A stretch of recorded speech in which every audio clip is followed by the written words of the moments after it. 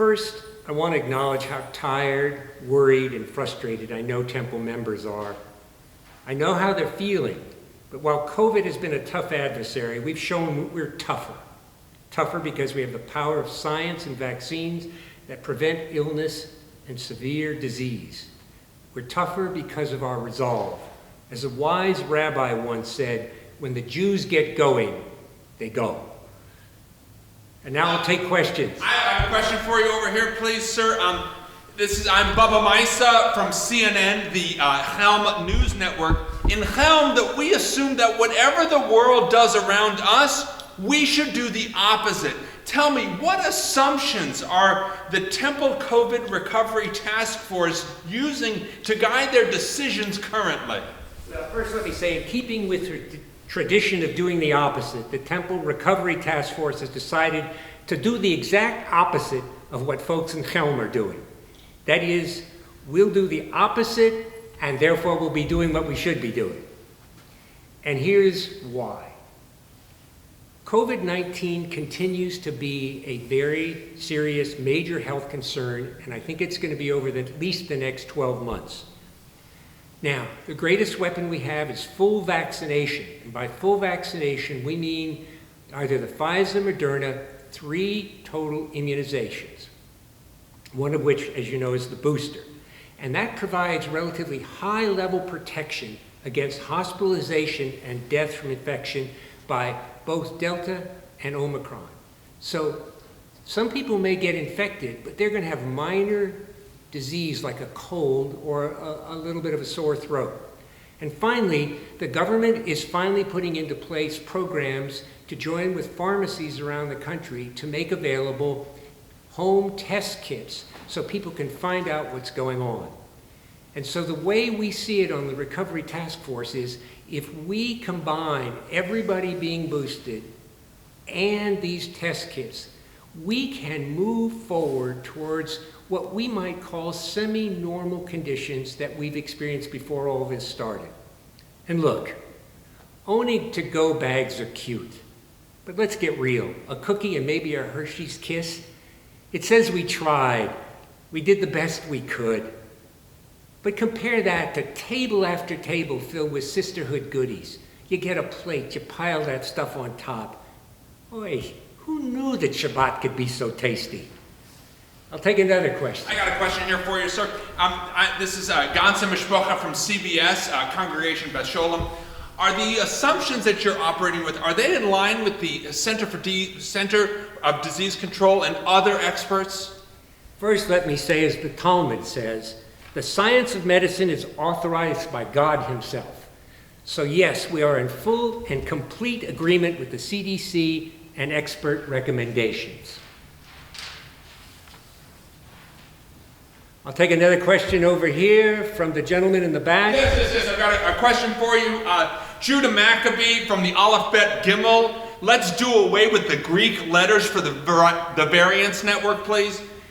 In lieu of the rise of Omicron, which we'd much rather use a Hebrew letter for as we've tried to do away with Greek influence, have you made any changes to your guidelines or the proper appellation, not Appalachian, reference for managing the COVID situation at Temple Emmanuel?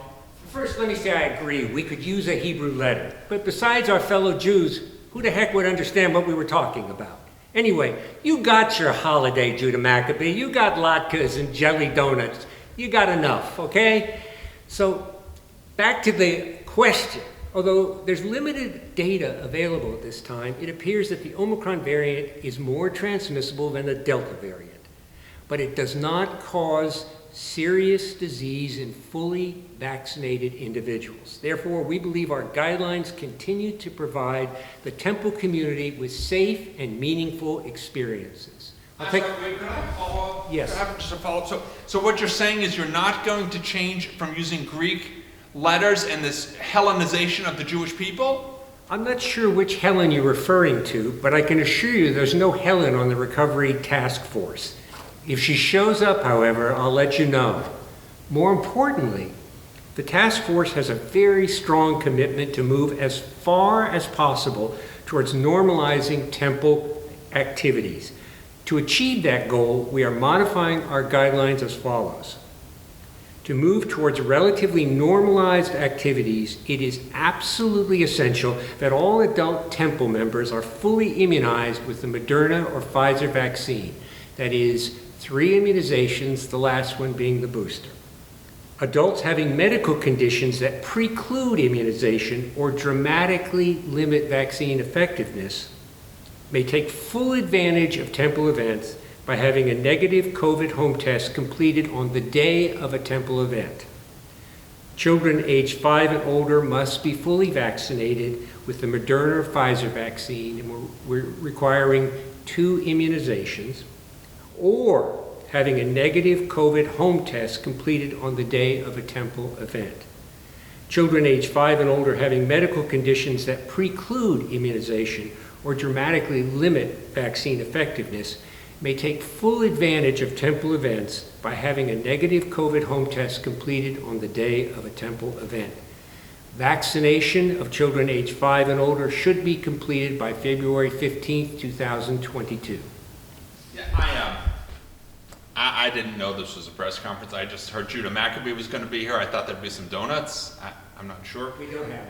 But I want to teach a little something from the great Chaim Anitzky, Rebbe, who said that not every date should be in a fruitcake, nor could every date be properly met on account of extenuating or demanding or ever-changing circumstances.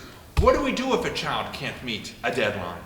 As Rashi, the great rabbi and author, once said, the world exists for the sake of kindness. So, if circumstances prevent a child from meeting the February 15th, 2022 deadline, having a negative COVID home test completed on the day of a Temple event, whether it's services, religious school, etc., will be acceptable. But I'll follow up on that. How do we prove vaccination or the tests were taken? Will you require some kind of proof? As it is written, woe to the man who says, peace be upon my soul, and does not join the community in its hour of trouble.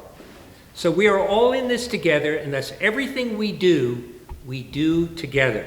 To meet the goal of consistency in our vaccination policy, we will require a one-time presentation of vaccination cards for adults and children aged 5 and older. Yes? Question. Moishe Pupik here from FHN, the Fox and Hounds News. One of the 4 children asks in the Seder, what does all this mean to you? When are you going to be instituting this new policy, and what is its overall point? Okay, let me take the second part first. We're going to start this with the Kabbalat Shabbat service on January 7th, 2022. Now let's get to the prior question. As we read in the Haggadah, the wise child asks what she needs to do in the spirit of the Seder. The wicked child says, what is this observance to you? And in so doing excludes themselves from the community. Even so, we must find a way to bring such a child back into the fold. Everything we are doing is clearly designed to bring things back into the fold with regard to COVID-19, to restore what we deem normal. Throughout the past 2 years, we've been tested as a people. Through Alpha, Delta, and now Omicron, we've had to ask whether we'd be safe, whether it'd be okay, whether we'd be back to who we are. We've always endured because we remember there is no challenge too big for Temple Emmanuel. I mean this from the bottom of my heart. No challenge that we can't meet. As the Talmud says, stand not in a place of danger saying, a miracle must happen to me. We must make the miracles. We've come through better and stronger because we stay together as Temple members. That's what we have to keep doing today. We can do this together, I guarantee you. Thank you. Excuse me.